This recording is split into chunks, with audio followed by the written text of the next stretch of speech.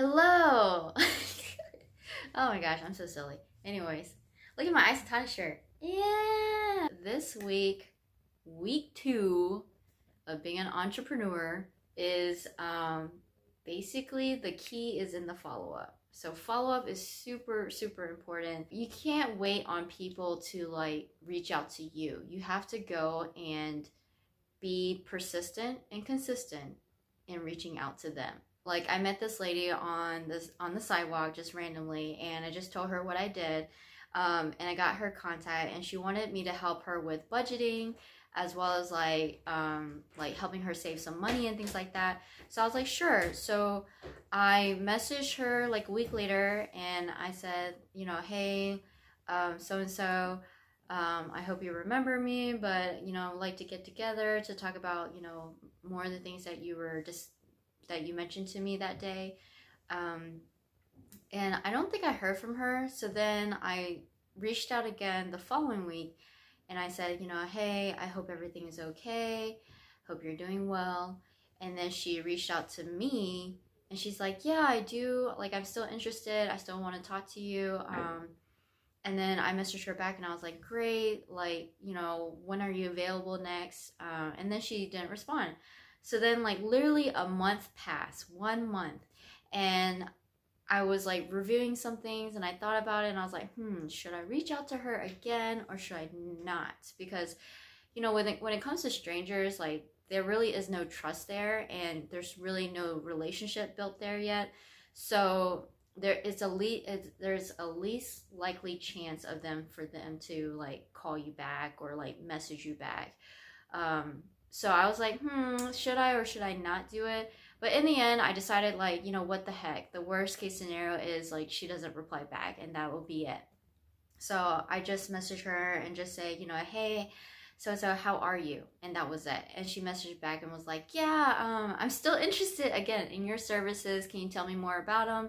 And then also, like, what are your prices? And so I messaged back and was just like, in order for me to, you know, get you the pricing and also to determine if we're a good fit or not, I will need to again talk to you either in person or over the phone, just to get a feel of like what you're looking for. So she agreed to that, and we scheduled something literally the next day. Actually, I think it was that night. Like, she just messaged me and was like, "Yeah, I'm ready. Can we have a call right now?" And it was a perfect timing because I just got off the phone with somebody else, and it was like 7 or 7:45 p.m. at night, and I was like, "Sure, let's just go ahead and do it, right?" So I had like a quick 15-minute conversation with her, and then told her that I would get back with her in regards to pricing and services, which I did follow up with her, I think a few days. Well, it was going into the weekend, so I told her like next week, the latest, if not tomorrow.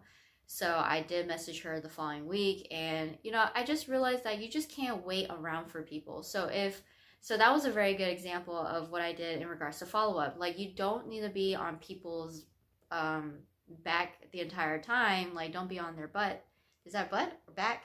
Something like that. You just don't have to be on them all the time, right? When I mean like persistent and consistent, it's just like, it could be a few days or a week or a month, you know what I mean? But again, you don't want too much time to pass by.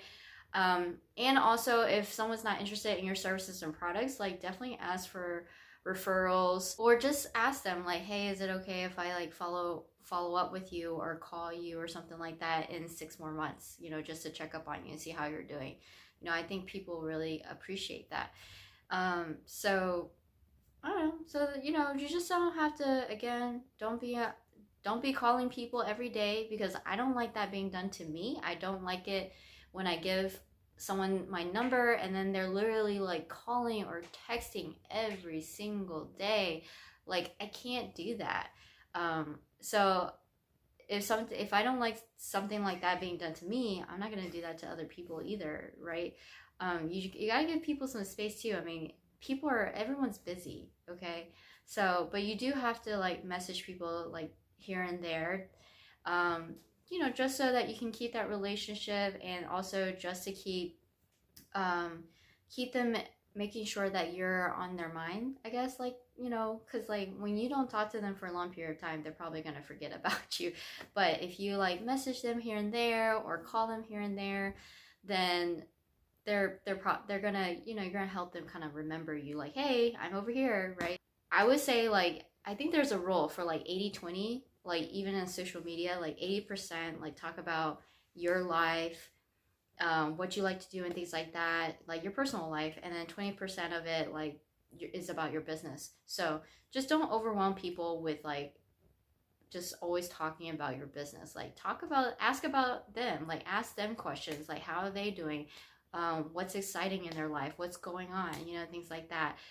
What I also like to do is just like if someone mentions something that's happening in their life, and they tell me like when is it going to happen, I actually write it down, like a note to myself, or I put it in my calendar or agenda or somewhere, and for that month, and then literally it's a reminder for me to like, oh yeah, I need to like message this person and see like how was the wedding, or maybe they went on vacation and just check up on them to see how was the vacation, or maybe they had a big surgery, just want to see how that went, you know, things like that, like little notes here and there, and just like reaching out to people about it.